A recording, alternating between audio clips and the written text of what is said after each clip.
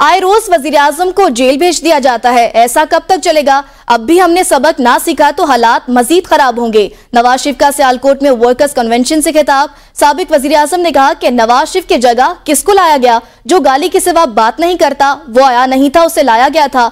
लाने वाले भी मुल्क की तबाही के उतने ही जिम्मेदार हैं। हमारे खिलाफ साजिश की क्या जरूरत थी? उस वक्त की अदलिया को हमारे खिलाफ फैसला सुनाने की क्या जरूरत थी? 5 जजों ने बेटे से तनख्वाह ना लेने पर हमें उठाकर बाहर फेंक दिया। आरटीएस को क्यों बंद किया गया? हमें बिला वजह सजाएं दी गई। बिला वजह हमारी हुकूमत को खत्म किया गया। हमने खुद अपने मुल्क को पटरी से उतारा, बल्कि पटरी ही उतार दी। इस तरह एक इदारा नहीं चलता, एक घर नहीं चलता, मुल्क कैसे चलेगा? इंशाअल्लाह पाकिस्तान को अस्सर नू तामीर करेंगे। इस बार किसी को गलती नहीं करने देंगे। किसी ने गलती की कोशिश की तो मेरे कारकुन रोकेंगे। में हेरा फेरी क्यों की?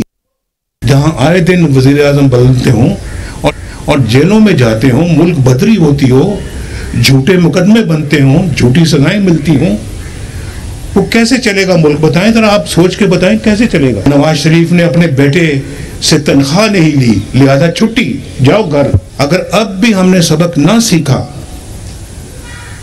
तो वो अल्लामा इकबाल ने कहा था, तुम्हारी दास्तां तक न रहेगी दास्तानों में। हमने खुद अपने मुल्क को पटरी से वो उखाड़ा। इलेक्शनों में हेरा फेरी क्यों की?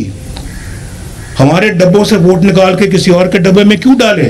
और ऐसे बंदे को ले आते हैं जिसको सवाए गाली के और कुछ करना ही नहीं आता। जब भी बोलता है तो गालियां देता है। ऐसे बंदों को लाने के भी हम खुद जिम्मेदार। वो आया नहीं था, वो लाया गया था। लाने वाले भी उतने ही जिम्मेदार हैं जितना वो खुद जिम्मेदार है। अपने मुल्क को हम इस तरह के लोगों के हवाले नहीं कर सकते जो हमारे मुआशरे को बिगाड़ दें, हमारी कदरों को बिगाड़ दें, हमारे कल्चर को बर्बाद कर। मरियम नवाज का दौरा है सियालकोट। मरियम नवाज ने फुटबॉल से खेलने की वीडियो सोशल मीडिया अकाउंट पर अपलोड कर दी।